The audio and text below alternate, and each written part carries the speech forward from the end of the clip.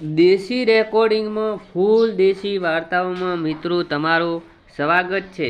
તો મિત્રો આજની વાર્તાનો વિષય છે નાગવાળો નાગમતી અમર પ્રેમ કથા। તો મિત્રો દુહા છંદમાં વણાયેલો સોરઠની ધરતીનો વધુ એક અમર પ્રેમ।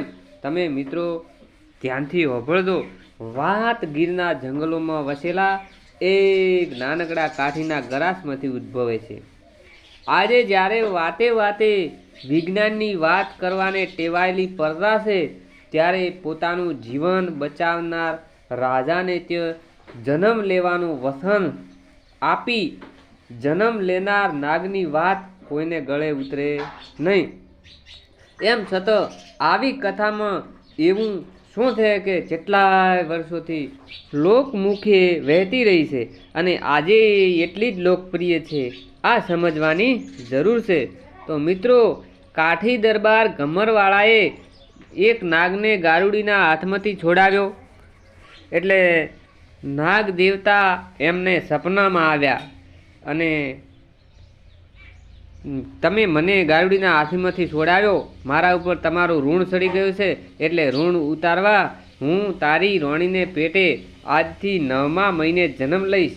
યાદ રાખજે મારું નામ ત્યારે તું નાગ જ રાખજે। ગમરવાળાની એ સાથે ઊંઘ ઉડી ગઈ।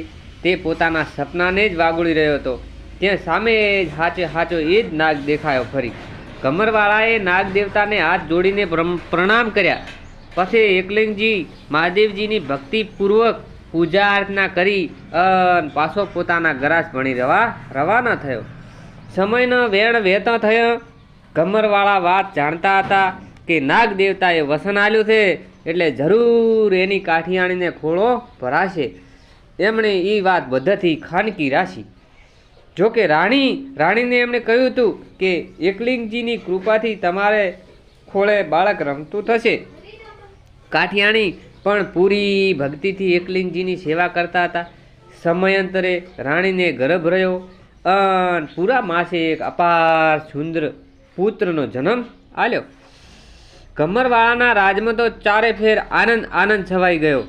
એમણે ધુમાડા બંધ રૈયતને જમાડી, રાજ જ્યોતિષના તેડા કર્યા, જન્માક્ષર કઢાયા, એની જન્મોત્રીમાં ખૂબ ઊંચું ફળ વંચાયો। વૃશ્ચિક રાશિ આવતો ન ય પરથી નોમ પાડવાનું આવ્યું। ગમરવાળાને નાગનું સપનું યાદ હતું, તેણે ન ઉપરથી સંતાનનું નામ નાગ રાખ્યું। હવે તો નાગવાળા ઝડપથી મોટો થવા લાગ્યો। એની ઉછેર તો ફૂલની જેમ થતો હતો। એક કાઠી કુંવરને શોભે એવી તાલીમ અપાઈ રહી હતી। એને જોતમાં તે બજારમાં ઘોડા દોડાવતો પણ થઈ ગયો હતો, એટલો મોટો થઈ ગયો। ભલે નાગવાળો જવાન થયો, પરણવાની ઉંમર થઈ। ગમરવાળાએ એને ભંભુલી દરબારની કાઠી કન્યા આનલદે હાથે પરણાવવામાં આવ્યો। આનલદે ખૂબ રૂપાળી તો હતી જ, પણ એટલી જ સદગુણી પણ હતી। નાગવાળાનું હૈયું એવી સર્વગુણ સંપન્ન હોવા છતાં આનલદેને સ્વીકારવા તૈયાર થતું ન હતું। કોણ જાણે કેમ એનામાં ઉમળકો આવતો જ ન હતો। તેને થયું કે આનલદે સાથેના એના લગ્ન એક અકસ્માત છે, પણ હવે પરણ્યા પછી તો ના પરણ્યા થવાનું નથી। ગમે તે રીતે આનલદેથી છુટકારો મેળવવાનું વિચાર્યા કરતો હતો। એથી બંને તે સુધી ગમે ઉબોનું કરી નાગવાળો આનલદેથી દૂર રહેતો હતો। આનલદે પણ ચતુર સુજાણનારી હતી। તે નાગનું મન કળી ગઈ હતી। તેણે માન્યું કે પુરુષ તો ભમરા જેવો હોય છે, એક ફૂલ પર બેસી શકતો નથી, ભલે નાગને ફરવું હોય તે ફરે। એણે બે વાત નક્કી કરી નાખી કે નાગને કોઈ દિવસ દુઃખી નહીં કરે, અને બીજું પોતાના લગ્ન જીવનની વાત પોતાને હાહુ હાહરાને કહી અને એમને દુઃખ નહીં પહોંચાડે। તે નાગ જેમ કહે એમ કરતી અને એમ રહેતી, મોઢા ઉપર સતત હાસ્ય રમતું રાખતી। એક દિવસ નાગવાળા પતિ ગમરવાળાની રજા લઈ અને શિકાર કરવા નીકળી પડ્યા, થોડા વિશ્વાસુ માણસ હાથે લઈને। પત્ની પ્રત્યેનો અસંતોષ નાગને બેચેન બનાવે છે અને રખડ્યા કરે છે। દિલમાં એક અજંપાની આગ હળગ્યા કરતી હતી। વિંધાણું તારું કાળજું, વિંધાણો તું જ સંસાર, ડંખ્યો ચિંતાનો નાગ, નાગવાળા ત્યું હવે જય જાય. વન વિધું ડુંગર વિધું વિધું કાળજડાની કોર, હેમાળો વિધિ નાખું નવા જન્મનો કોડ. આમ નાગવાળા ભારે અજંપાથી પીડાઈ જંગલમાં જ ભટકતો રહેવાનું પસંદ કરે છે. આવી રીતે નાગવાળો પોતાના કેટલાક સાથીદારો સાથે જંગલમાં શિકાર ખેલી રહ્યો હતો. ત્યાં જ એક ચારણે ઘોડે બેસીને પસાર થયો. ચારણ જેતપુરનો દાનો ચારણ હતો. એ દાના ચારણે જોયું કે કેટલાક કાઠી જવાનો શિકાર ખેલી રહ્યા છે.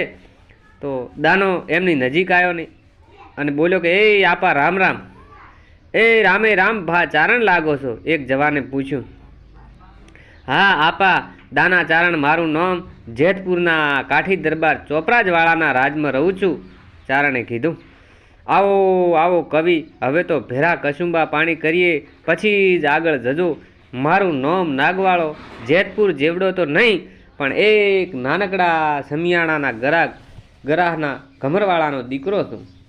ખમ્મા બાપ, તારા બાપ પણ કાઠીઓમાં મોટું નામ છે તારા બાપનું, અને આપ જેવડા એમના આબરૂ છે. એનો તો દીકરો નાગ, ખમ્મા માતાજી તને કરોડ વરહનો કરે. ચારણ બોલ્યો. બધા હસી પડ્યા.